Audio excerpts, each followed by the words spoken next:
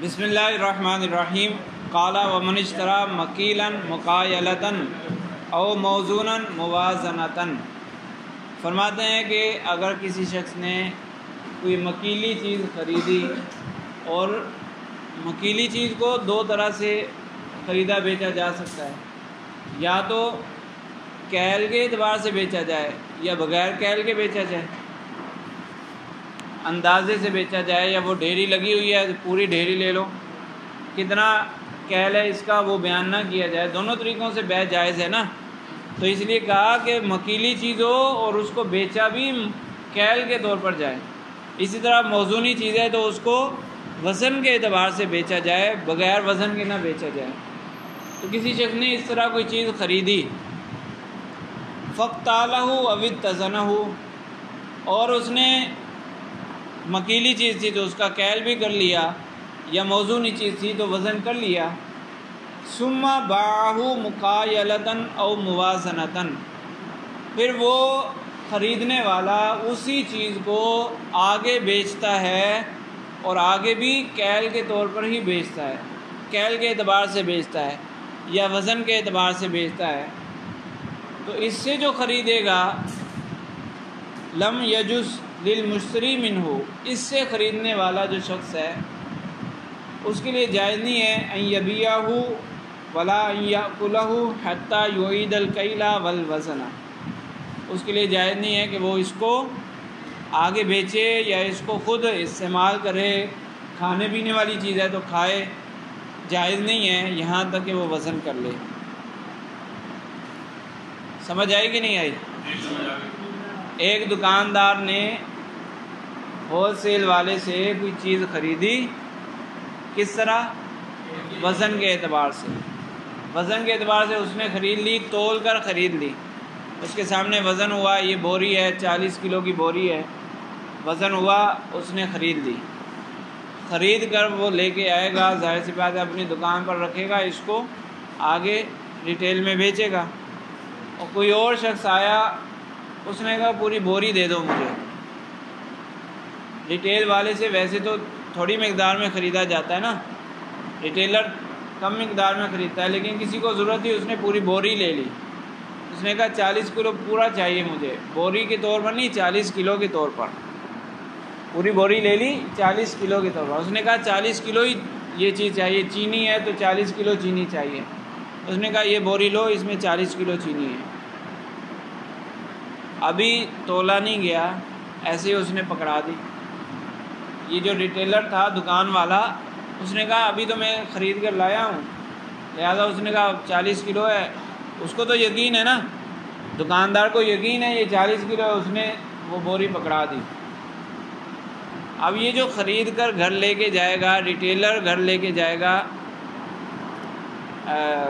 اس کو ریٹیلر بولتے ہیں نا، نہیں کسٹمر، سوری کنزیومر، کسٹمر، یہ جب گھر لے کے جائے گا، اب اس کو استعمال نہیں کر سکتا، نہ ہی آگے بیچنا چاہے تو بیچ سکتا ہے جب تک وہ اس کا وزن نہ کر لے، وزن کرنا ضروری ہے۔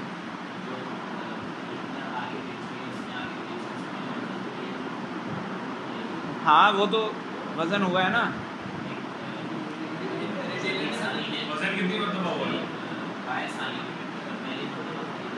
اس وقت وزن کیا تھا، ہاں بیچ رہا ہے، نہیں تب وزن اس نے نہیں کیا،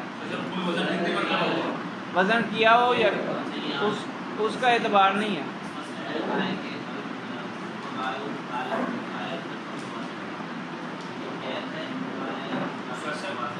یہ وزن کرنے کی قید نہیں ہے، بیچنے کی قید ہے کہ بیچا اس اعتبار سے، کیل کے اعتبار سے بیچا ہو، کیل کیا نہیں ہے، کیا تو پہلے ہے نا اس نے، تو دوبارہ اس کے کرنے کا اعتبار نہیں ہے، کرے نہ کرے برابر ہے، اس کے لیے برابر ہے، جو بائع ثانی ہے نا اس کے لیے برابر ہے، وہ کیل کرے یا نہ کرے۔ ارے ایک منٹ صبر کر لو بھائی،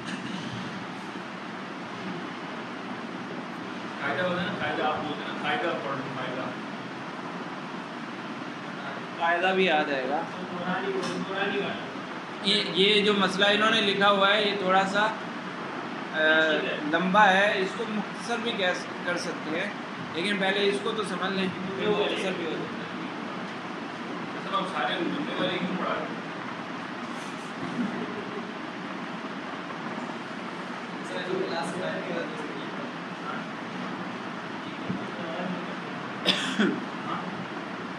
زید نے عمر کو 5 کلو چینی بیچی، زید نے عمر کو 5 کلو چینی بیچی اور وزن کر لیا۔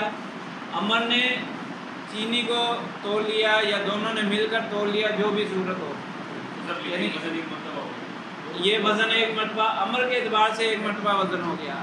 ہم بات ابھی عمر کی کر رہے ہیں۔ عمر نے اس کو خریدا تو تول کر لیا، اس نے خود تولا یا دکاندار نے اس کے سامنے تولا، ایک ہی بات ہے، یعنی اس کو معلوم ہے، اس کو یقین حاصل ہو گیا، اس کے سامنے وزن ہوا، ٹھیک ہے۔ اب عمر اسی یقین کی بنیاد پر آگے بکر کو بیچ دیتا ہے، یہی چینی 5 کلو کے اعتبار سے، وہ کہتا ہے 5 کلو چینی یہ لے لو، تو عمر کو تو یقین حاصل ہے نا، تو بیچتے ہوئے اس نے وزن نہیں کیا۔ یہ جو بکر ہے یہ اس چینی کو لے کر گھر آ گیا، اب یہ اگر چینی کو استعمال کرنا چاہتا ہے یا آگے بیچنا چاہتا ہے تو لازم ہے کہ اس کو پہلے تول لے تاکہ اس کو بھی یقین حاصل ہو جائے کہ یہ 5 کلو ہی ہے، اس کو بھی یقین حاصل ہو جائے، ٹھیک ہے۔ استعمال کرنا ہو تب بھی تو اس میں اصل چیز کیا ہے، میں نے کہا نا کہ یہ تھوڑی بات لمبی کی ہوئی ہے۔ اصل یہ ہے کہ جس نے کیل یا وزن کے طور پر کوئی چیز خریدی اور کیل نہیں کیا، اس نے نہیں کیا، بھائی نے اپنا کیا ہو نہ کیا ہو وہ الگ اعتبار سے، اس کے سامنے وزن نہیں ہوا یا اس نے خود وزن نہیں کیا تو وزن کرنے سے پہلے اس کو استعمال نہیں کر سکتا، بس اتنی سی بات ہے۔ جس نے کوئی چیز کیل یا وزن کے اعتبار سے خریدی اور اس کے سامنے وزن ہوا نہ اس نے خود وزن کیا تو گویا کہ اس کو یقین حاصل نہیں ہوا، اس مقدار کا جو عقد میں مقدار ذکر ہوئی تھی اس مقدار یقین حاصل نہیں ہوا، لہذا وہ اس کو استعمال نہیں کر سکتا جب تک وہ یقین حاصل نہ کر لے۔ صحیح ہے؟ ایک منٹ صبر کر لو، پہلے مسئلہ تو پورا ہو جائے۔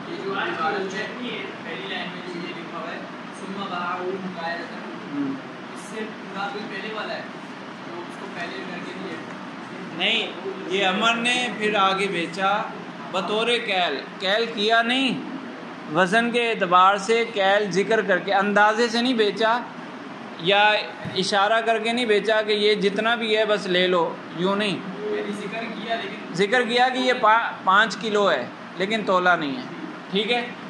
تو جس نے کیل کے طور پر خریدا ہو اور اس کے سامنے وزن نہیں ہوا یا اس نے خود وزن نہیں کیا تو اس کو استعمال کرنا درست نہیں ہے، بس اتنا سا مسئلہ ہے۔ لأن نبی علیہ السلام نہا عن بیع طعام حتی یجری فیہ السان۔ اچھا پھر انہوں نے لمبا کیوں کیا،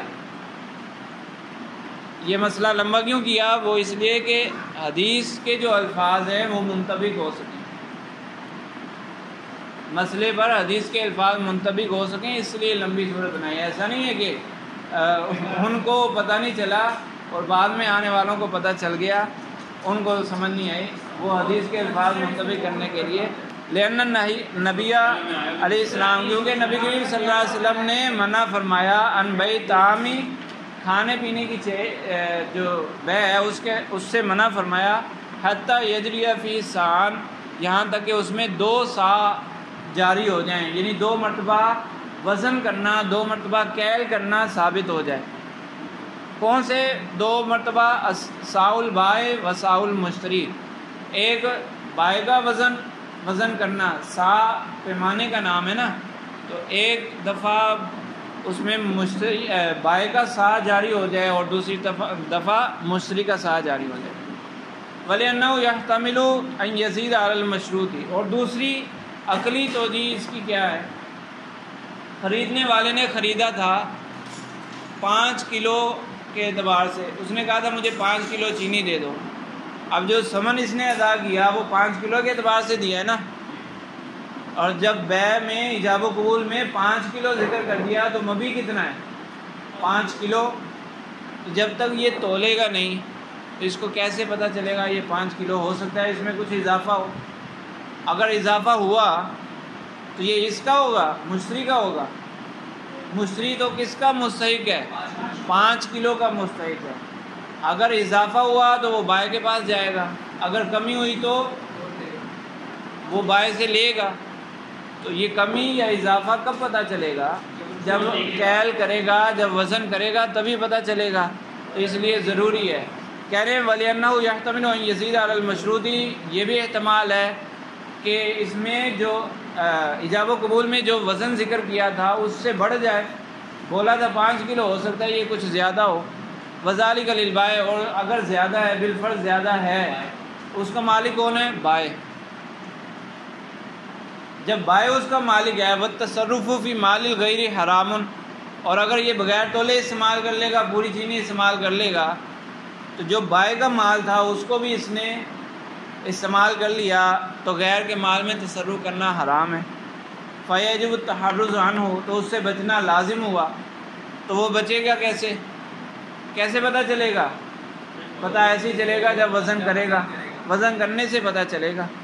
بخلاف ما اذا باعه مجازفۃ، تو یہ مقایلۃً کی قید کیوں لگائی کہ بیچنا وزن کے اعتبار سے ہی ہو، یعنی ایجاب و قبول میں وزن ذکر کیا ہو، تو کہہ رہے ہیں کہ یہ تبھی ضروری ہے اگر اندازے سے بیچا ہو کہ بھائی یہ ڈیری لگی ہوئی ہے، جتنا بھی ہے بس لے جاؤ، اتنے پیسوں میں یہ ڈیری تمہاری، تو اس میں پھر کیل کرنا لازم نہیں ہے۔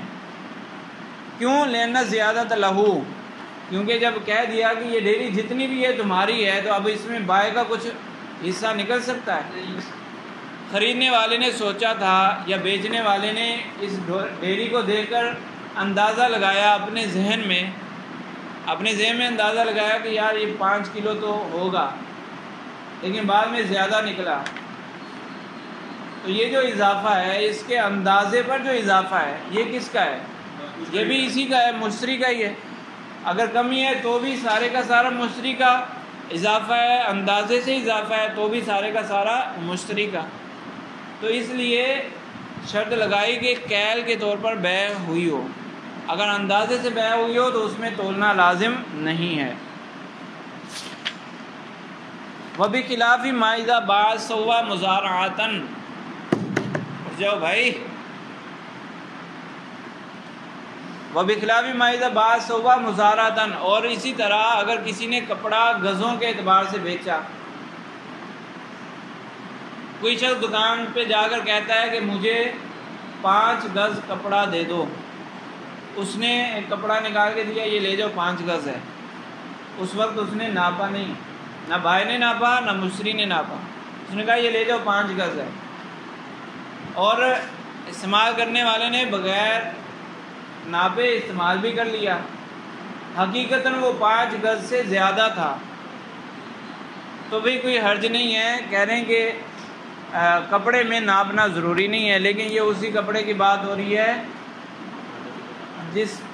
جس میں مقدار وزن بنتا ہے، یہ گز جو ہے وزن بنتے ہیں، یعنی جس کے ٹکڑوں میں فرق ہوتا ہے، کپڑوں کے ٹکڑوں میں فرق ہوتا ہے نا، یہ اسی کی بات ہے، اس کی بات ہو رہی ہے۔ جیسے آج میں نے بتایا تھا نا کہ آج کل جو ڈیزائننگ والے کپڑے آتے ہیں وہ قمیض کا پورا ڈیزائن بنا ہوا ہے، تو کسی نے کہا کہ یہ سوٹ دے دو، اس نے کہا یہ لے جاؤ، پوچھا کتنے کا ہے، کتنے اس کی مقدار کتنی ہے، اس نے کہا یہ تقریباً 2.5 گز ہے، سوری تقریباً نہیں، اس نے کہا یہ 2.5 گز ہے، قمیض کی لمبائی 2.5 گز ہے، ایسے ہی فرض کر رہا ہوں، پتہ نہیں، مجھے نہیں پتا کتنی ہوتی ہے، ایک منٹ پوری ہو جائے گی یہ مثال۔ اس نے کہا کہ 2.5 گز ہے، لے کے جانے والا گھر لے کے گیا اور اس کو سوٹ سلوا لیا، اس کو پورا بھی آ گیا، بعد میں ناپا تو پتہ چلا یہ 2.5 گز نہیں، یہ تو 3 گز ہے، بعد میں ناپا تو کوئی مسئلہ نہیں ہے، استعمال کرنا درست ہوا۔ کیوں؟ کہ آدھا گز ہے وہ اتار کے دے گا؟ اصل مقصود پورا یہ ڈیزائن تھا، پورا قمیض کا جو پرنٹ ہوا ہے یہ مقصود تھا. آدھا گز کاٹیں گے تو یہ تو ضرر آ جائے گا نا. تو یہ جو اس کپڑے میں گز ہے وہ وصف ہے، وہ اصل نہیں ہے، اور وصف کا کوئی اعتبار نہیں ہوتا. تو اس لیے کہہ رہے ہیں کہ اگر کپڑے کو گز کے طور پر بیچا اور اس میں بغیر ناپے استعمال بھی کر لیا تو کوئی حرج نہیں ہے، کیونکہ اگر بالفرض زیادتی ہوئی بھی تو وہ مشتری کی ہوگی، بائے کی نہیں ہوگی. کافی سارے مسائل پیچھے ذکر ہوئے بھی تھے نا اس کے، اس سے ملتے جلتے مسائل کہ 9 گز بولا تھا 10 گز نکلا تو بائے کا مشتری کا ہے، بائے کو کوئی اختیار نہیں ہے. وہ سارے مسائل یہاں پر فٹ ہوں گے. صحیح ہے. لأن زیادت لہو، کیونکہ جو اضافہ ہے کپڑے میں وہ مشتری کا ہی ہے، بائے کو نہیں ملتا. اسی ضرور وصفن فی الثوب بخلاف القدر، کیونکہ پیچھے ہم پڑھ چکے ہیں کہ کپڑے کے اندر جو گز ہوتے ہیں وہ وصف ہوتے ہیں، بخلاف القدری، برخلاف مکیلی موزونی چیزوں کے، کہ اس میں کیل اور وزن جو ہے وہ وصف نہیں ہے، وہ اصل ہے. ولا معتبر بکیل البائع قبل البیع وانکار بحضرت المشتری. اب کچھ اسی سے نکلنے والی اور صورتیں کہنے کہ بائع اور مشتری ایک ہی جگہ موجود ہیں لیکن ابھی انہوں نے ایجاب و قبول نہیں کیا، یعنی ایک جگہ پر یہ تینوں موجود ہیں، زید، عمر، بکر، تینوں موجود ہیں. ابھی بیع کس کے درمیان ہو رہی ہے؟ زید اور عمر کے درمیان. تو بکر کے سامنے انہوں نے کیل کر لیا، بکر کے سامنے ہی کیل ہوا ہے. اس کے بعد بکر اس کو خریدتا ہے تو اب بھی بکر کو استعمال کرنا جائز نہیں ہوگا اگرچہ اس کی موجودگی میں کیل ہوا ہے. کیوں؟ لأنہ لیس سال بائع والمشتری، کیونکہ ابھی یہ مشتری بنا تھا، جب یہ کیل ہو رہا تھا تو مشتری بنا تھا؟ نہیں بنا. لہذا حدیث میں مشتری کے سا کا ذکر ہے تو مشتری بننا ضروری ہے. جی ہاں، تو وہ دیکھو اصل بنیاد ان مسائل میں، اصل جب نقلی دلیل پیش کر دی جائے نا تو اس کا اعتبار کیا جاتا ہے، اصل اسی کا اعتبار کیا جاتا ہے. باقی جو عقلی توجیہ پیش کی جاتی ہے وہ تائید کے لیے ہوتی ہے، تو وہ تائید کے لیے ایک توجیہ پیش کر دی، لیکن حدیث پر بھی تو عمل کرنا ہے. اگرچہ وہ عقلی توجیہ یہاں نہیں پائی جا رہی، یعنی اس پر عمل ہو گیا لیکن حدیث پر عمل نہیں ہوا، تو اس لیے حدیث پر عمل کرنا بھی ضروری ہے. یقین حاصل ہو رہا ہے اگرچہ.